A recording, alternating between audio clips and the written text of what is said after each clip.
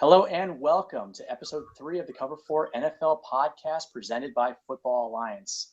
My name is Mike Margetti. You can find me on Twitter at Draft Maverick, and I will be your host as we dissect my positional rankings for the defensive front 7, defensive line, edge, and linebackers. We broke down the quarterbacks in episode 1 and the rest of the offensive positions in episode 2 if you'd like to go back and check that out. Locking down the coverage with me, as always, are my good friends and teammates in no particular order. Jeff Schmidt, where can we find you on Twitter?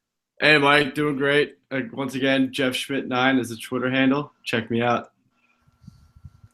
Josh Wingate, what's up, and where do you tweet at? Not much. I barely tweet, but when I do, it's Josh Wingate _302. And last but not least, my good friend Michael Miller. How you doing, and how can we find your thoughts in 140 characters or less? Still rising up in ATL, feeling good. Y'all can find me at the 8 Town's Finest. All right. First, I'd like to say we're grateful for all the support and positive feedback we've received so far. If you enjoy the show, please let us know with a like, subscription, comment, and share with your friends, or any combination of the four. If you have a suggestion to help our show get better, we'd love to hear from you as well as how to get rid of all these technical difficulties we've been going through. It's been some growing pains. If you'd like to help support the show, you can do so by fulfilling any team merchandise need or desire you may have through our affiliate account with Fanatics, the #1 sports team merchandiser in the world. Any sport, any team, 100% authentic merchandise. You can find that at footballalliance.com/cover4shop, and the link will be included in the description below wherever you're watching or listening to us, whether it be on YouTube or SoundCloud. We're definitely in a bit of a time crunch as the draft is fast approaching. We've been dealing with the technical issues that I just touched on. So don't be alarmed if I cut myself out on video to improve the audio connection. And hopefully we get through everything. So again, we are covering the front 7 today, defensive line, edge, and linebackers. Along, you can find my draft board at footballalliance.com/draft board. And that will redirect you to the Google spreadsheet with my positional draft board, which is in the description box. So to get us started, we have in line. I had a hard time deciding which position to rank Solomon Thomas at because his is more towards the edge. We'll lump them in with the edge class, and we'll just see defensive line group. What are your guys' thoughts?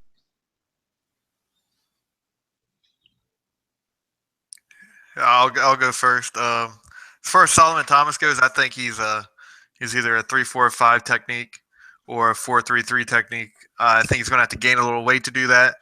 But from what I did see, he needs to work on his pad level a little bit. He's got great strength, consistent motor. He reads well.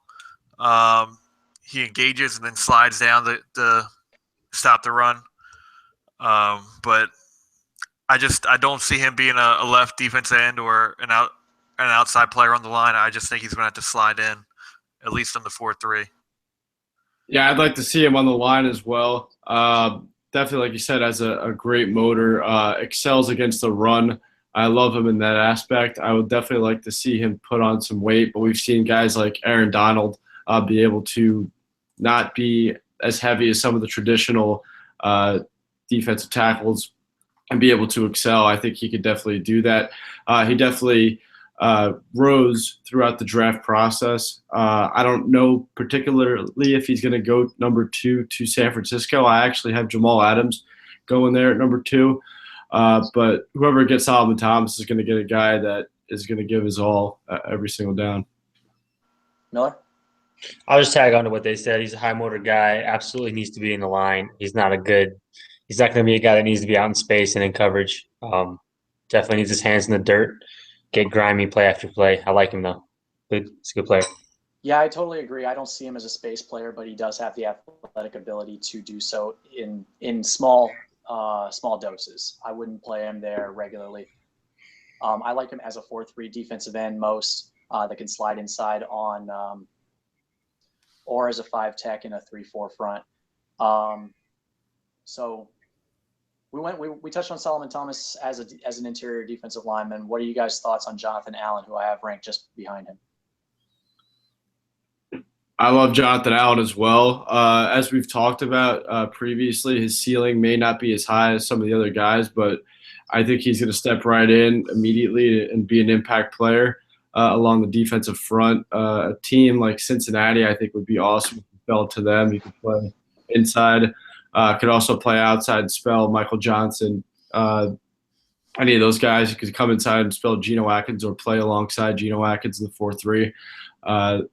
Guy played with a ton of talent at Alabama, but I think he stood out as arguably the best player on that defense during his time there. Miller? It's hard. It's hard to judge Jonathan Allen, and it shouldn't be. It sounds stupid to say that, because he's a phenomenal talent and has nothing but fantastic tape to look at. I just feel like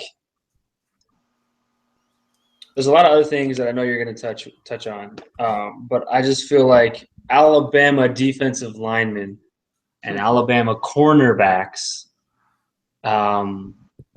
just don't translate. I feel like they get maxed out and schemed out at Alabama, and there's nothing left. And unless you run the exact same scheme as they ran at Bama, you're not going to get the same player you saw. That being said, I'm still high on the guy. He's still one of my higher rated players in the draft. I just don't. I have Malik McDowell above him. I have Garrett, Charles Harris, Derek Barnett, Solomon Thomas. I have all these guys above him as far as D linemen. That being said, he's still a first-round grade. And Josh? I didn't really get to watch him too much just because I knew he wasn't going to be in the path of the Dallas Cowboys, who I tried to focus on this year. But I mean, I like what Alabama brings out. I know Miller said he didn't. I like Marcel Darius, what he's doing in the league. I know he's playing in Buffalo, but like I said, I didn't get to watch too much of him. But I think he's going to be a pretty productive player in the NFL.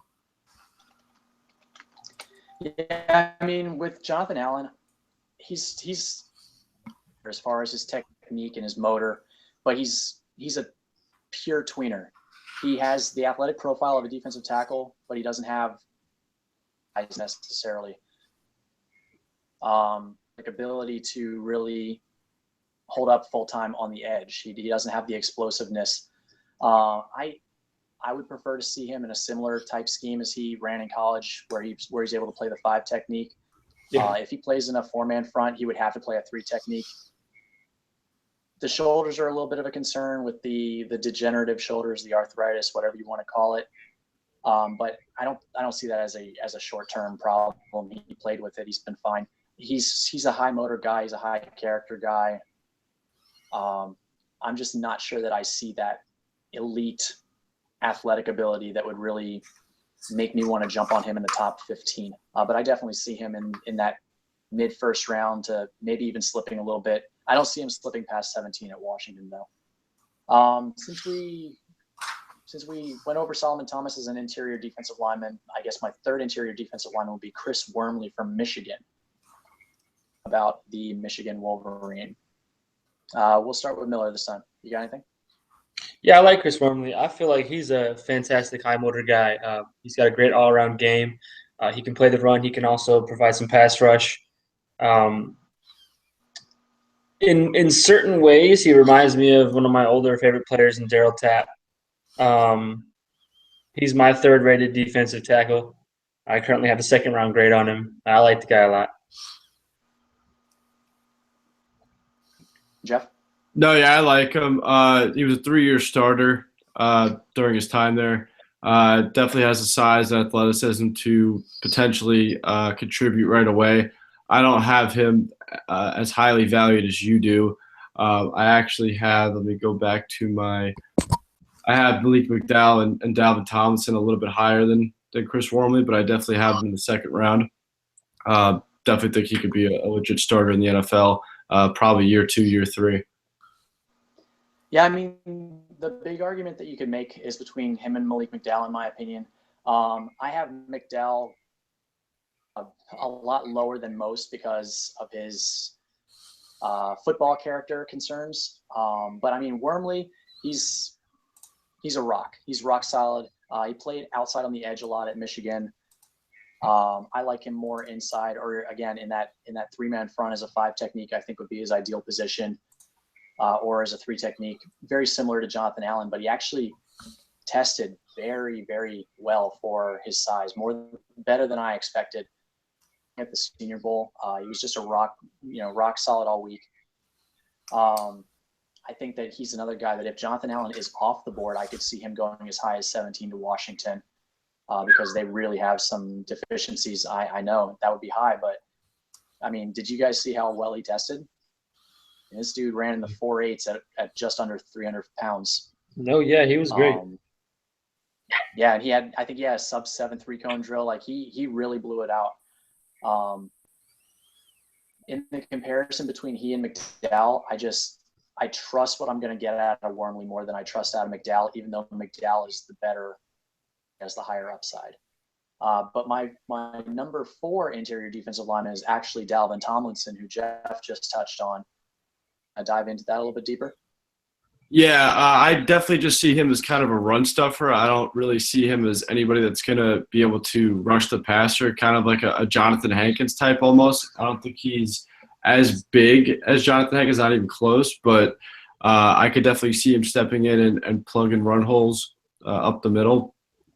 Just don't really – I mean, this interior class I'm not extremely high on. I kind of have a mid-second round grade on Tomlinson, but like I said with Jonathan Allen, he played with so many other blue chip prospects that it's kind of hard to gauge really his true value to me. Mm-hmm. Miller, you got anything on him? Dalvin Tomlinson?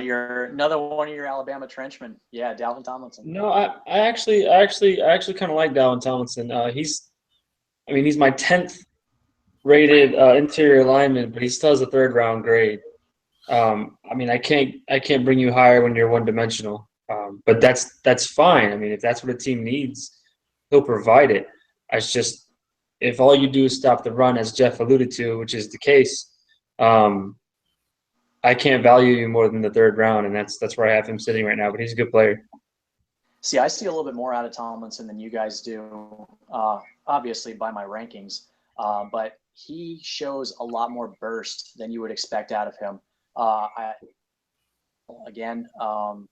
love to see these guys live at the Senior Bowl every year. It really opens my eyes to some of their talents, seeing them live in person against other top competition.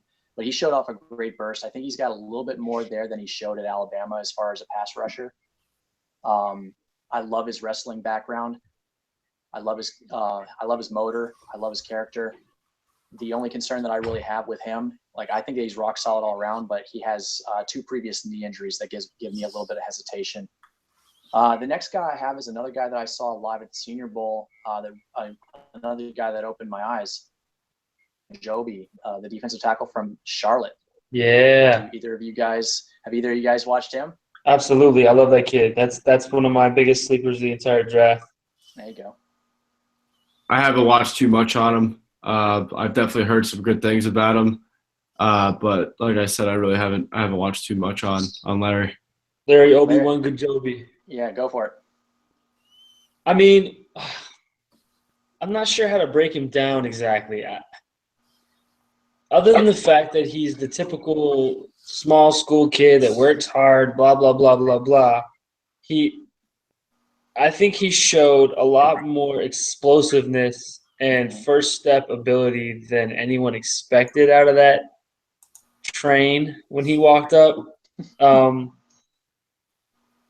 I just really like his short area quickness. He's got this little burst in that body that is really hard to find in a defensive tackle, while also having the ability to stop the run. I think he could really evolve his entire game if he gets with the right coach in the NFL.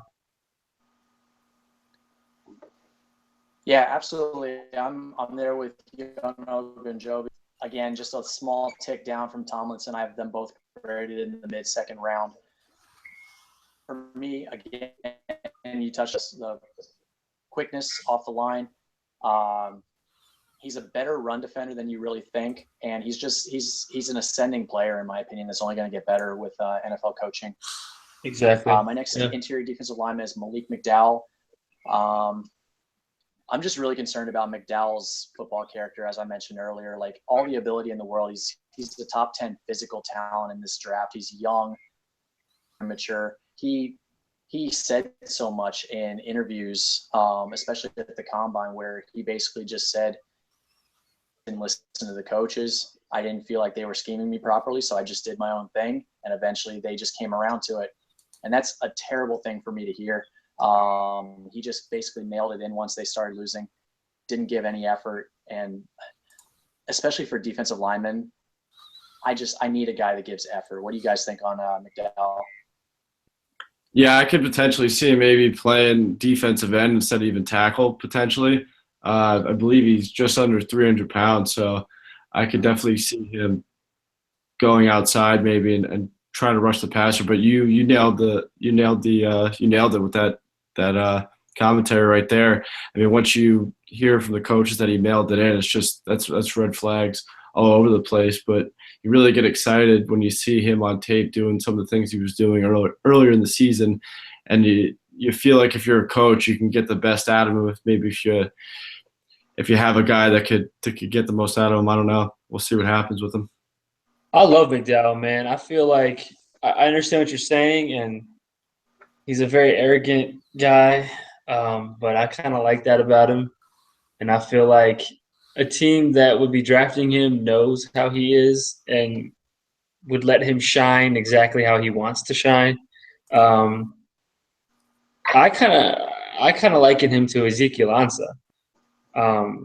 He's got just as good as a smack and swim as he does a bull rush, and his pursuit after the quarterback or the running back is incredible.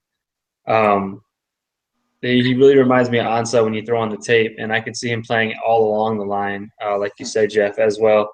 I love the guy. It's just he's going to have to go to the right situation with leaders and with a coaching staff that, as he stated, will let him do what he wants to do and what he's good at. How do you like him in comparison to your boy there in Atlanta, Rashid Hickman?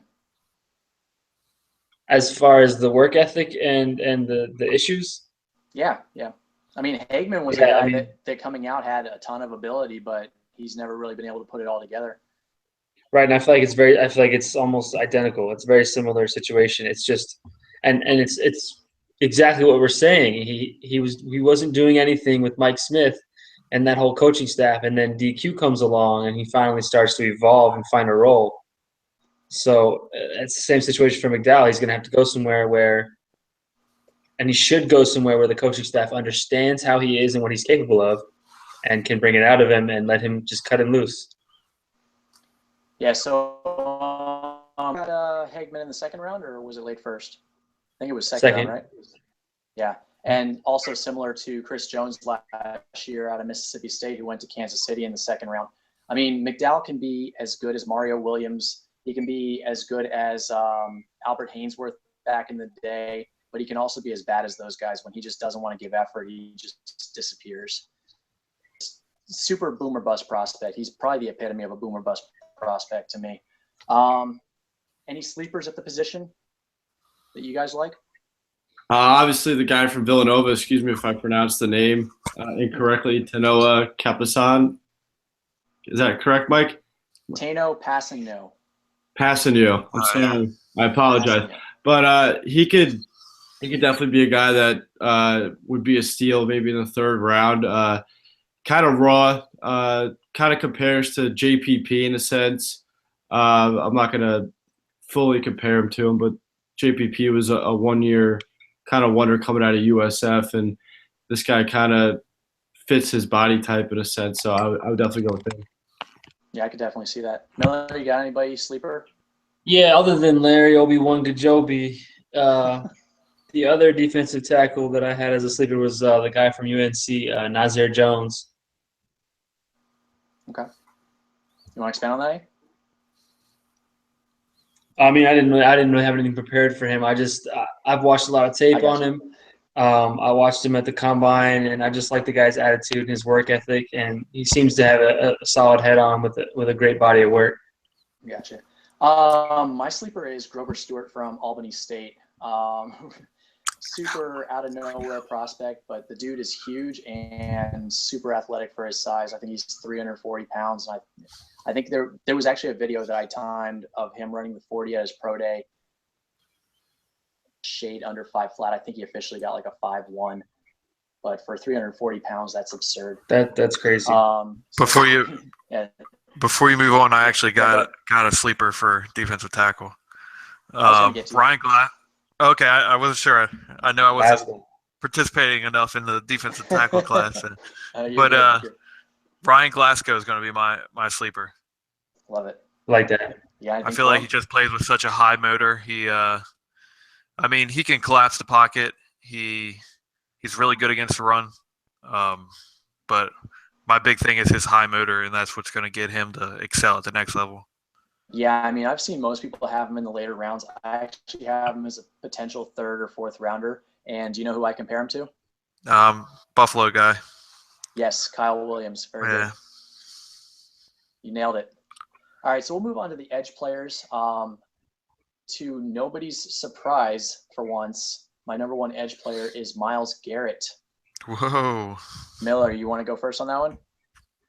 No, I'd rather not. I'm going to pass. I feel like there's too much Myles Garrett conversation. I think we're okay with Myles Garrett. I think the whole world agrees that he is the number 1 edge and overall prospect in this class. Yeah. Gotcha. Okay, so I'm going to touch on Solomon Thomas again. I forgot to mention when we were talking about in the interior defensive line.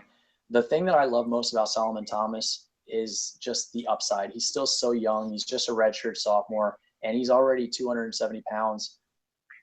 Generally, guys at that point of their development are still definitely putting weight on, and I could easily see him filling out to over 290 pounds and sliding full-time inside to probably a 3-tech position.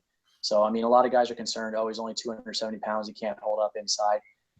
You give this guy 2 years in NFL weight room, he's going to be 290, maybe even 300 pounds, and just dominating inside, in my opinion. I think the 3-tech is his best position. Yeah, no, absolutely. I see a lot of that's where he wins most often is inside against guards. And he actually played his freshman year at nose tackle, so he has a lot of experience inside.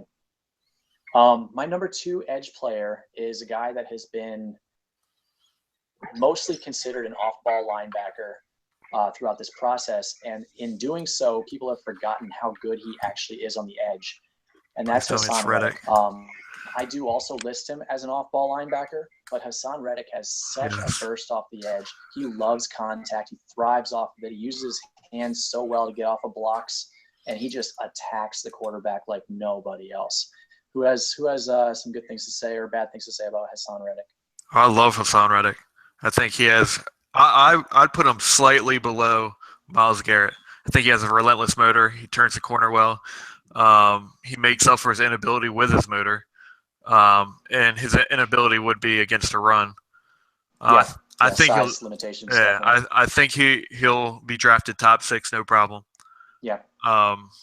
He has a really quick first step when his hand is in the dirt, and that's what makes me think he'll be a better defense end than he would be an off-ball linebacker. Yeah, I absolutely love Hassan Reddick. He's one of my top 25 players in the draft as well, and I can easily see him going top 10. I think the biggest thing with him, though, is his versatility. He's pretty much limitless in the front 7, defensive tackle aside. As an inside linebacker, I think is honestly where he could be at his best. It gives him the flexibility to show that he can still be a man in space, but without having to be on the outside. And he can also collapse the pocket through the middle at the same time. In the right scheme, I feel like he can do more of like what a Clay Matthews does for the Packers, roaming around the front 7. Hassan Reddick is an absolute beast and a great character guy as well. I would almost say that he has better value in this draft than Myles Garrett. It's bold. Yeah, Wow. that's Yeah. bold. That doesn't sound too crazy. So, Josh, Yeah, I mean- if you were Cleveland, would you trade back potentially, or take? I think if you trade back, you're not going to get him. Wow. From where? From 1 or From from 1. 12? From 1. Well, how far are they trading back? Who's going to trade up to 1? That's a good question.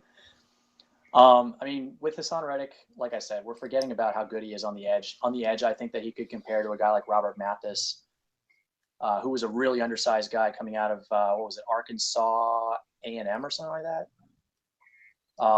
On the inside, I could see him being similar to a guy like Lawrence Timmons. Ryan I Shazier. think Ryan he could be a Shazier, yeah, I great was going to say him. Absolutely. But I could see him being an excellent fit with Dick LeBeau in Tennessee. That's who I mocked him to in my last mock draft on the 30th. I haven't finished the last mock draft before the actual draft, so I need to get on that. But he's definitely in consideration at 5, and I think I have Tennessee moving back a few spots, which would get him at even better value if he's still on the board. That'd be awesome to see him playing with the moving on. Rakpo. What's that? I said that'd be awesome to see him playing with the Rakpo before Rakpo's done. But before we move on Yeah, real absolutely. quick, And they picked up Kevin. Yeah. keep going. I just after you're done with this, I want to finish up with this. Yeah, go ahead. I just wondering, Cleveland, their defensive coordinator, he runs a wide 9, right? Yes. I think he'd be the perfect fit there. So double Plan. up. Get Garrett. I'm just saying, like, personally, if I'm running a That would be wide awesome. 9, I think he would fit perfect in a wide 9. I mean, that's why Charles Harris is getting so much hype right now, even though he's not worth it. Hey, chill out. But if he can play that Dwight I have to Freeney go role along. that was played in with the Colts, Yeah. I think he'd be amazing in that role. Yeah, no, I'm with you on that. But yeah, I've got a long ways to go before we get to Charles Harris on my list. But my next edge player is actually T.J. Watt out of Wisconsin, which I know is a very polarizing player between you guys. So by show of hands, who wants to go first on T.J.? I mean, I'll let's go Miller.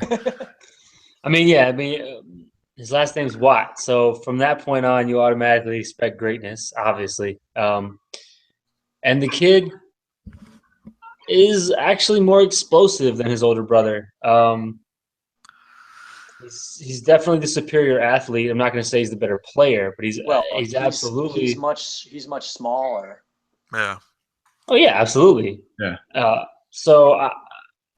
I think TJ Watt could be an absolute terror, a double-digit sack per year guy in any scheme in any team in this league. He's just a straight up blow the whistle and let me kill somebody, and I love that about him. Definitely top 25 player in my big board, number 2 pass rusher in the draft for me. I absolutely love the kid. That's hard for me to say, being that he's from Wisconsin. Gotcha. Yeah, Yeah, I think he needs to add a little bit of weight, but he's definitely a consistent tackler. Does a great job of wrapping up. Could see him playing on the end, but he really just played one full-time season, so I kind of have a hard time putting him as high as you guys did. But I definitely love him as a prospect. Could see him going in the late first round. But that's the thing with me is that he did so well in only his first year as a starter on defense, only his second year on defense and first year as a starter, and he led the Big Ten in sacks. That speaks to his upside to me. Oh, I agree. But, I go just ahead, Josh, I just think he's getting a little more hype just because of his last name. I think he's a great player. Don't get me wrong, but I think the last name is definitely helping him out a little bit, in my opinion. Can't deny that. I personally think that people are kind of cautious on giving him the hype because of his last name, but I really love his closing speed. Once he gets to a range where he can get to the quarterback, he gets there at no time flat. I do think that the issue with him, I mean, he played great on defense this year, but I do think he needs to just be able to put his hand in the dirt and just go.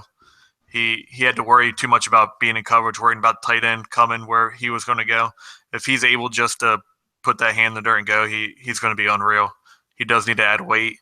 And he does need to work on turning the corner a little bit because I noticed he was a little raw at doing that. But other than that, I personally love him. I've talked to you, Mike, about it, and I'd be so happy if he was a Dallas Cowboy. Yeah, absolutely. With me, as I just touched on a little bit, it's all about upside with him. He has the physical ability. He is more explosive than his older brother JJ, but he's also, like I said, significantly smaller. So you expect him to be more explosive. If you compare them based on their relative athleticism to their size, it's very similar. If TJ can put on 10, 15 pounds of muscle and put his hand in the dirt full time and just go get the passer, that's absolutely where I feel his best position is. It's not like he's working with short arms or anything like that would kind of hinder his ability on the edge. The only time that I really saw him struggle was when he had to basically drop into coverage. It's definitely not where he's strongest. So I'm totally in that boat where if you just put his hand in the dirt, tell him to go, and get him more experience, get him more strength, he's going to be a terror. On to my next edge player. This actually is a cluster of 4 guys that are very hard to just kind of see. What do you guys think of Derek Barnett? I personally do not like him at all. What? Oh, I think he's hesitant in the run game. He has an average motor, doesn't bend great around the edge. Change of direction is below average. He plays high. I think he's a left defensive end. He has the production, but he needs more technique work.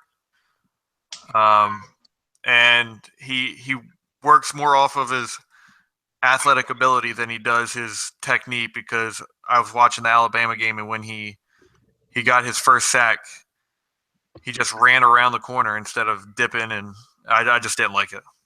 well, See, I've got to disagree a little bit with that, because he's actually, and testing proved this out, that he's actually a below average athlete. I do like his motor, but he definitely has to, and I do like his bend around the corner too. So I didn't like those it. things, but yeah. But I mean, like, to me, he does get by on his awareness and his angles more so than his athletic ability. And the production is just off the charts, and it's consistent production. It wasn't just like, splash plays here and there. Reggie White go style ahead, Brad, production. if you were going to don't put him break in it- that class, breaking but he school did record. He did beat Reggie White. yeah, he broke Yeah, he did beat Reggie White's record at Tennessee. Yeah. But I love him. He's working with a guy named Chuck Smith, who works with Von Miller, Bud Dupree, who Chuck actually is calling. He's calling him out. He said he's going to be the defensive player of the year this year, which I thought was really lofty. But Chuck has made Von Miller into a more defined pass rusher. He kind of cleaned up his just natural raw ability into fundamental techniques, and I really think he's going to do that with Derek Barnett. I agree that he sometimes doesn't have the proper technique, but I think Barnett is a sack monster. He proved it time and time again in the SEC. Did it as a freshman, even had 9 sacks as a freshman. So, I mean, this guy just got off the ball, and I really think he's going to be a top prospect. I have him going to the top 15. Yeah, Chuck's the best defensive line coach, independent Absolutely. defensive line coach in the game right now. Millie, you got anything to say? No, Rob I Merritt. absolutely love Derek Barnett. He's the 8th prospect on my big board overall, and top 3 big defensive end pass rusher in this draft. He's probably got the best punch in the entire class. I don't know about that. His handwork is phenomenal. If you go into the film just watching his handwork, it's ridiculous. And like I said before, it's really amazing to me how with his limited athleticism, nobody can really stay on their blocks against him. So that definitely speaks to his technique and his angles to me. yeah, he's like a Didn't mean to cut boxer you out off, there. yeah. It's no, you're fine. He's like a damn boxer out there. I love it.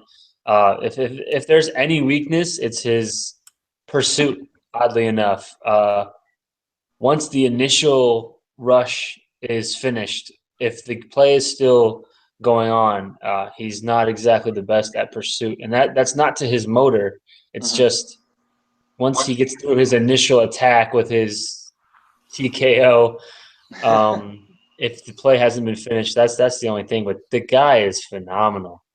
He's saving his energy for his. See, I didn't knock what he's supposed to do best. I didn't knock his motor. I just said it was average. I didn't say it was below average, or he's just not above and beyond after every play like I saw out of Hassan Reddick.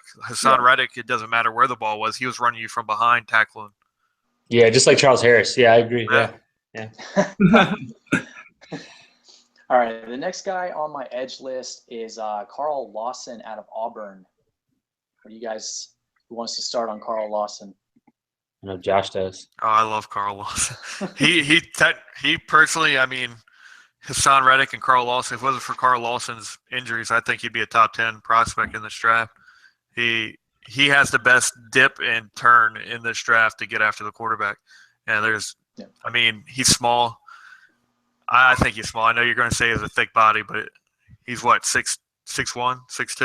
6'2", 255, around there. But yeah, he had really thick body. He's built like a tank.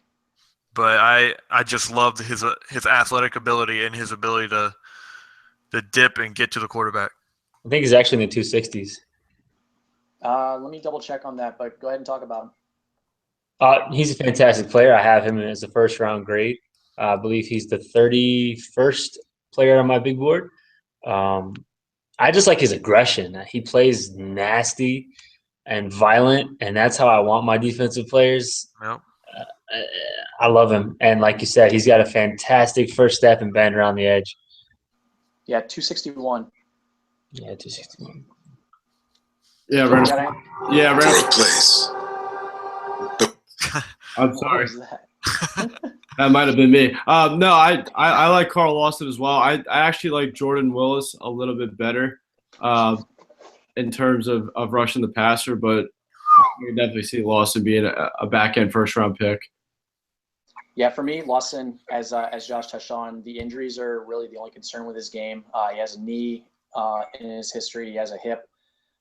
He's the most refined pass rusher in this class.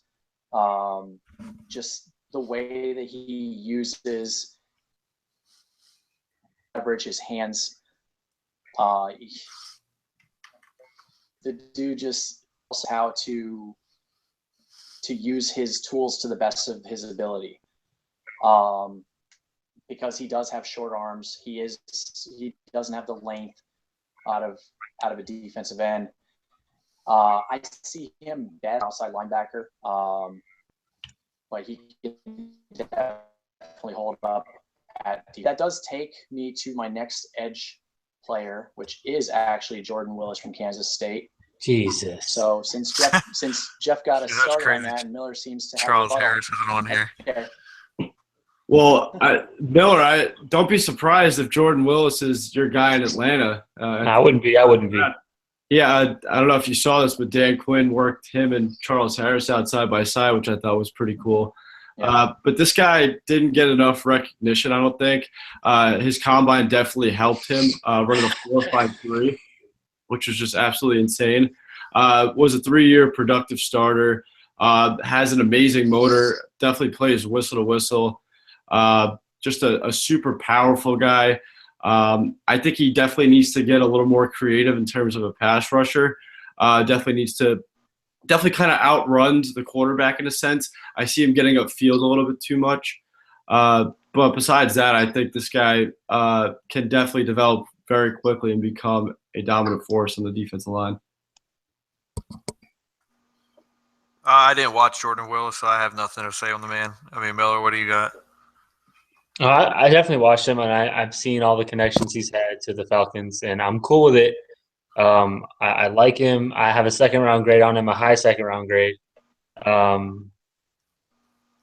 He's just a fantastic pass rusher all around. He doesn't have too many glaring weaknesses. He's also – I feel like there's probably 10 players that could go in the second round, early first this year that are just well-balanced players. There's not really solid weaknesses or strengths, and I feel like he's one of them. But he's certainly not above Charles Harris. Well, he is on my board, but he's a very enigmatic prospect to me because you are left wanting more when you watch him. He had the production, but he also struggled in so many areas turning the corner. He's gotten rave reviews from the coaching staff. I think Coach Snyder called him the epitome of Kansas State football or something like that. So he's got all the rave character reviews. He absolutely blew up the combine much better than anybody expected. I saw him live at the Senior Bowl, and he never stood out in one-on-one pass rush drills. But then when you get into a game situation, somehow, some way, he would make a play. And not only would he make a play, but he would make plays in flurries. Like there was one time in my notebook that 3 straight plays, I had a note that he was able to get to the quarterback. And then in the game, he had 2 strip sacks in the game. So when it goes 11 on 11, he just flips some sort of switch and just finds a way to make big plays. And then with the athletic ability and testing a lot better than was expected, you just wonder if maybe in the training, if he unlocked an extra element to his game that wasn't there before. Because a lot of guys do that does happen with a lot of guys where Yeah, it's they very true. they didn't have the elite training programs in college, and then all of a sudden they get with these trainers and start doing yoga or something like that. They change their eating habits, and all of a sudden they unlock so much more potential than people even realized that they had. I hope that's the case with Willis because he definitely tested a lot better than he showed on tape. But moving on to my next edge prospect, it is actually a small school guy from Youngstown State, Derek Rivers. No way. Not Charles Harris. I can't wait for this season, man. You have him above Charles Harris. Yes, I do. Oh wow. Oh man. Have any of you guys seen him? Or should I just go ahead with him? I mean, I've watched a little bit of film on him. It wasn't enough to merit an opinion, but I don't know. Charles Harris. You did say Basham, right, from Ohio? No, What's he that? said Derek Rivers. Derek Oh, Rivers from from Youngstown Youngstown. State. Yeah. But Basham's ahead of Charles Harris, too. Phew. Spoiler alert. Wow. And the So, only thing you don't what like is in the game Charles is they ranked don't in run. We'll go ahead. We'll go ahead and we'll move on to Charles Harris because I just don't get it with him. He's a total liability in the run game. He has a good burst and he has a good counter with the spin move, but play in and play out, I just don't see it with him. And he did not test well. And he did improve his explosive testing with his jumps and everything at his pro day, but I don't see it. He's undersized, and I don't know. Go ahead and sell me on him, Miller. Look, I'm not going to try to sell you on him, but I'm going to tell you why I love him. In my mind, when I think about my quick twitch pass rusher, I don't care if he plays the run. I just want him to kill quarterbacks. That's all I want. If he can't touch a running back his entire career, fine. He's got the perfect build. When I picture a pass rusher, I picture a guy just like Charles Harris. He explodes out of his stance. He's probably the quickest first step in the draft. I love his lateral quickness. If you watch the film, it's impossible to beat him to the edge. He's probably there's a lot of guys. He's got one of the best motors in the draft. There's a lot of guys like that. I'm not going to say he's got the best motor in the draft, but his whistle to whistle, nonstop. He's got the best spin move in the class, left or right. Nasty. That comes from his basketball background for sure. Post it up, spin around, dunk it in. He can play down. He can play up. He's shown the ability to be in coverage. He's not the best, but what pass rusher is the best in coverage? He has the ability to be in coverage. He's not a liability. He's weak against the run. Fantastic. That doesn't bother me at all. He gets lost in counters sometimes. But he's just a straight-up quick twitch, nasty pass rusher, and that's what you want. That's what you're going to get. All right, so you spoke to his motor. You spoke to his burst. You spoke to his spin move. I could make a case on every single one of those points that Trey Hendrickson out of Florida Atlantic is better. I don't know.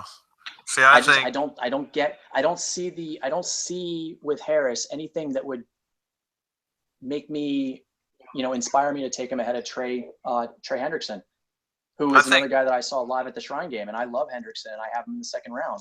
But I like just- Trey, but I don't haven't see- seen the nastiness in Trey that Charles plays with. See, I didn't see it on Ricky film either Williams. with Hendrickson. Uh, But with Charles Harris, I see a great first step. I mean, he needs to read the run better, but he doesn't show a complete inept ability to play the run.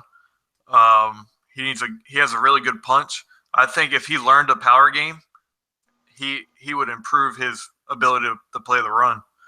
But he has a nasty spin move, and the only issue with I have with his pass rush is that he gets a little jumpy a little bit.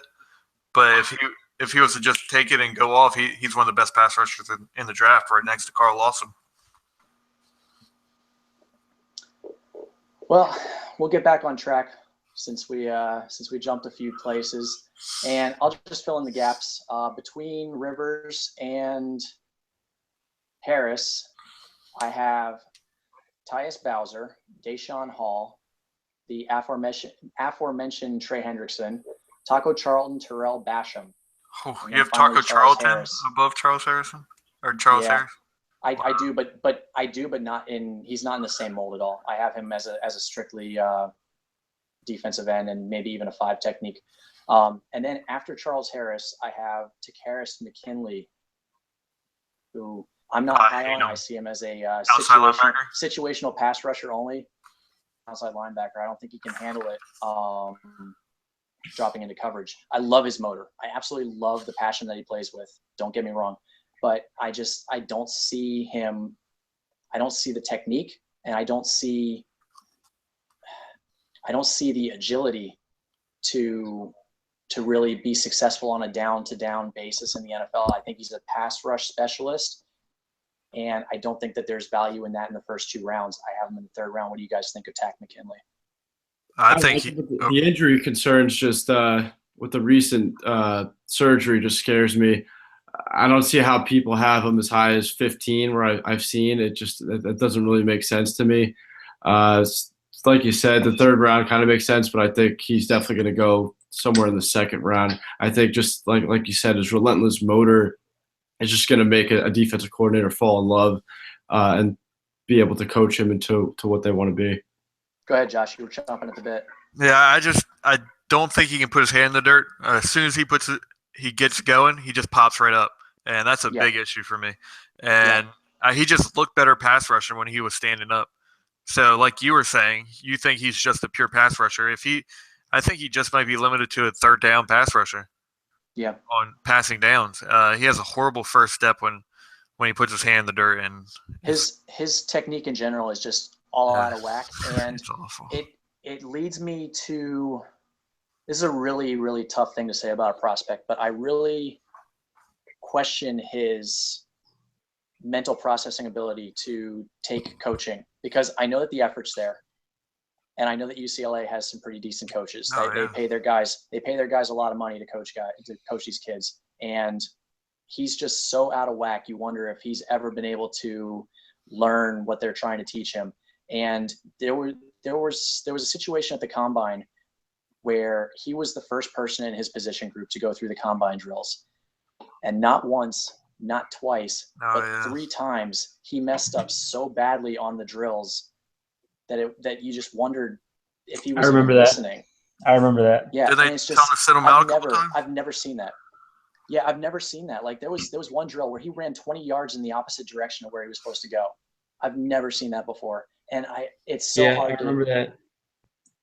It's so hard to talk bad about a guy with his learning ability, but that really worries me as far as how he's going to be able to learn new techniques and whatnot at the NFL level. How is he considered a top or a 1st round pick in mainstream media right now? I have no idea. I think it's just because he ran a sub 4.6 at 250 pounds. Yeah, it's just the hype. He had the hype. He had the production. Yeah, the big school. But yeah, in the big school UCLA. But I can't see it translating too well to the NFL. He is no Anthony Barr. Yeah. The last guy that we should probably touch on here is Tim Williams, who I have extremely low. I didn't see the elite athletic ability on tape that everybody was raving about with him. I was calling him out already as not a 1st round talent before the season even started, when he was already getting top 10 hype. The drug concerns on top of that are just that. They're on top of that. He has an arrest for, I believe, a weapon, an unlicensed weapon. Yeah. There's too much that I don't like about him. I have him in the third round also as a situational pass rusher. Do you guys have anything to weigh in on Tim Williams? Or Yeah, I've any got sleepers to Tim add? and Tack right next to each other in the third round. I feel like when you watch tape on Tim Williams, it's almost as if Saban and everybody had certain plays designed just for him to pop off. Because I feel like if you watch 30 straight snaps and you're not specifically doing it for the fact of watching Tim Williams, you're just watching and studying the Bama defense. He won't come up for 15 plays, and then you'll see some freakish play out of nowhere. God damn, who was that? Tim Williams. And then 20 plays of nothing happening with him, other things going on, and then just this one play just pops off. He pops. When he makes a play, he jumps off the screen. Yeah. But it's when he makes a play.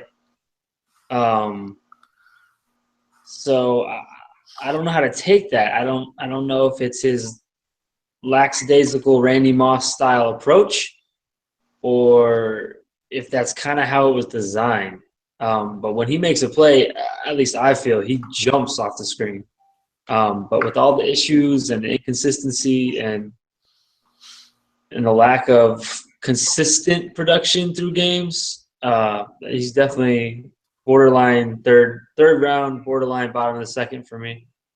Yeah, for me with Tim Williams, it all comes down to the players that he had around him. Yeah. Enabling him to make bigger plays, bigger splash plays. There were just too many guys to defend on that Alabama defense. And when he would pop loose, he would make a big play. Absolutely. Yeah. Josh, you got any thoughts on Tim Williams or any sleepers to add? I mean, I just feel like he doesn't have enough film to warrant a first round grade. But I mean, a sleeper for me. I mean, if you have Charles Harris that far down, he's my sleeper of this draft. Go for it. That's You my can have sleeper. him. I'll take him. He's your problem. He's your problem now. I don't think he's going to be a problem. I He swear gets to quarterback. God, man. When the Falcons draft him at 31, I'm getting that jersey so fast. Jeff, what do you have for us? As a sleeper, maybe Devontae Fields or Dwayne Smoot, a guy we talked about a few days ago. I like both of them.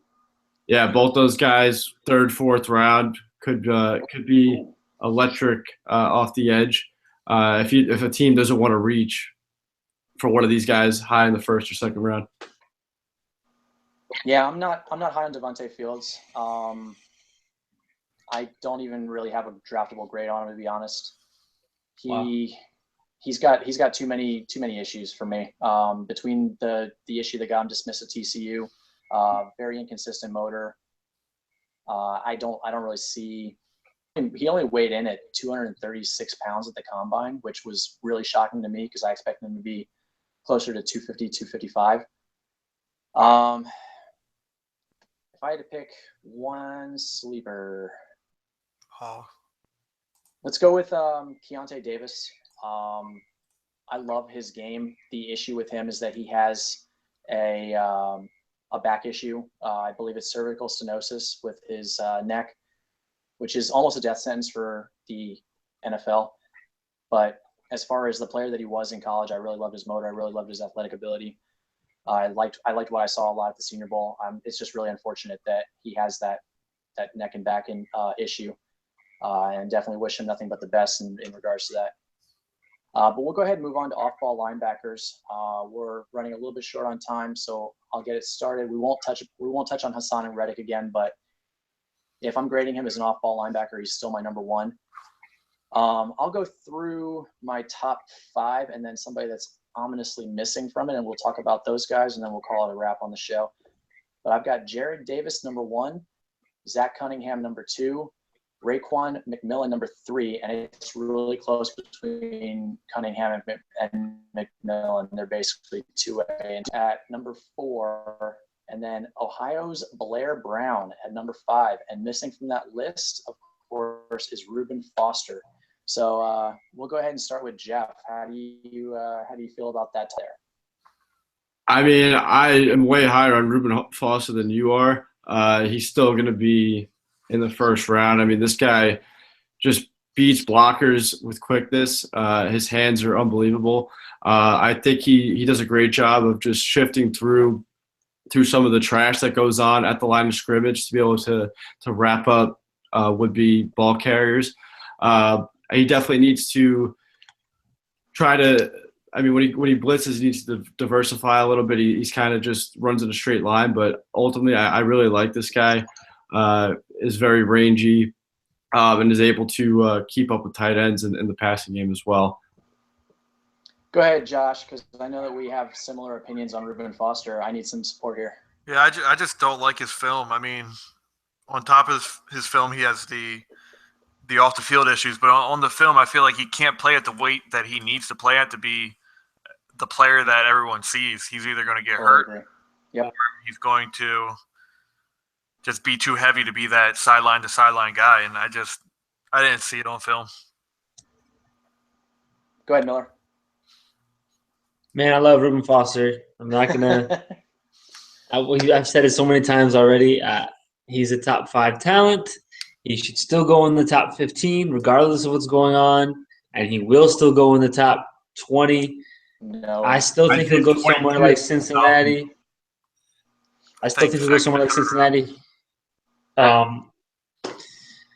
His resume speaks for itself, in my opinion. I love Davis. So when we get a chance to get to him, I'd love to expand on him. Yeah, go ahead. And I have Raekwon McMillan just after him as well. I feel like Davis is as close as we can get in this year's draft to the prototypical inside linebacker, the guy you want to be on the field every play, leading your defense, calling the plays, owning the opposing team's running back. No. The last time I called someone the next Ray Lewis it was Patrick Willis, and I'm going to leave it there. Yeah, that was pretty good. It's probably a good move.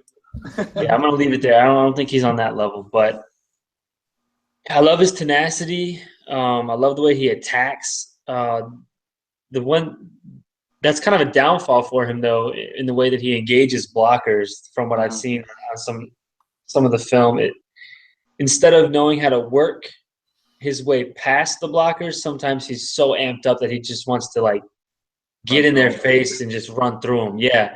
And I love that, but he's hurting himself. Yeah. But I mean, it also takes him out of the play sometimes, because he'll block himself essentially by taking on the blocker so hard. Yeah, he gets washed out with his anger. But I mean, he's ripped, he's long, he's athletic, he's powerful, he's a leader. I love the guy. He's definitely the best linebacker that we've got in this class outside of Reuben Foster, except he's got the clean record. Anything else to add? I'm hoping the New York Giants take their first linebacker with him since 1984 in the first round. I'll gladly take him. Yeah, I'll get back to Foster a little bit to badmouth him a little bit more for just, I don't know. I mean, as Josh said, I saw too much of a reckless style on tape that at his size he can't handle. He was bigger when he came into Alabama and he had back issues, which is why he dropped weight. And now playing at the lesser weight, he's knocking himself out of games with stingers and concussions. He has the shoulder issue now. It's too much.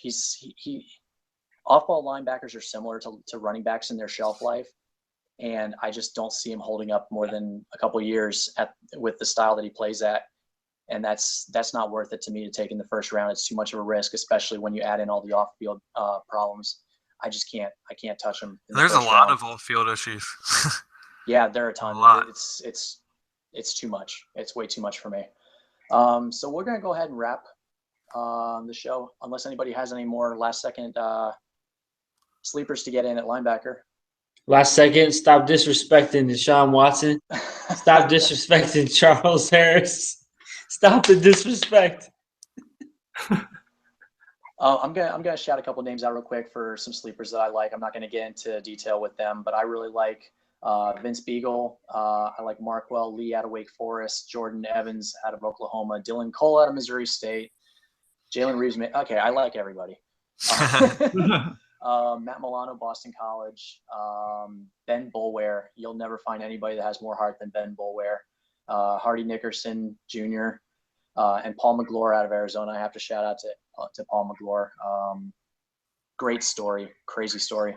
But we'll go ahead and wrap the show on that note.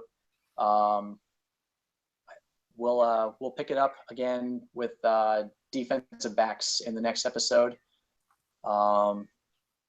So again, if anybody wants to follow along, hold on 1 second. If anybody wants to follow along with my draft board, you can find it at footballalliance.com/draft board. As I mentioned earlier, it'll redirect to my Google spreadsheet with all my positional rankings. And the link will be included in the description box. So hope everybody has a great day.